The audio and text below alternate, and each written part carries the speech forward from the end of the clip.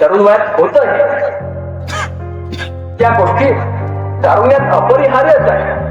एखाद्याविषयी आकर्षण वाटणं, एखाद्याविषयी प्रलोभना आपण बळी पडणं त्या तरुण वयात स्वाभाविकच आहे. पण तिथं सुद्धा महाराज प्रेरणा देतात. त्या कल्याणच्या सुभेदाराचे सून महाराजांच्या सामने आणले गेले होते. वास्तविक ती महाराजांना भेट म्हणूनच. महाराजही यावेळी तरुण आहेत आणि त्या स्त्रीचं सौंदर्य इतकं प्रचंड अप्रतिम की बघता क्षणी तिच्या प्रेमात पडावं, घायाळ व्हावं, बस बघावं, बघत राहावं, देखणं जावं, अर्थाने सौंदर्य होतं तिचं. आता दुसरा कोणी तिचं असता तर ते देखणं लावणारं आणि सौंदर्य बघून घायाळ झाला असता.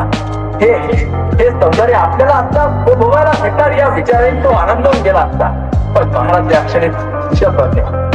महाराजांनी ते सौंदर्य बघितलं आणि महाराज दक्षिणी म्हणाले, अशी जर आमची आई असती सुंदर रूपमती तर आम्ही सुंदर रूप बघतो बदले.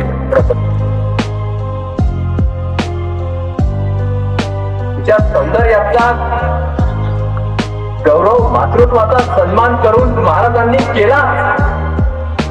पण दुसरीकडं आपल्या तरुणांना एक संदेश दिला की त्याला ध्येय गाठायचं असताना त्याने आपल्या प्रलोभनाला कडी पडायचं नसतं. महाराजांनी हा संदेश तिथं दिला.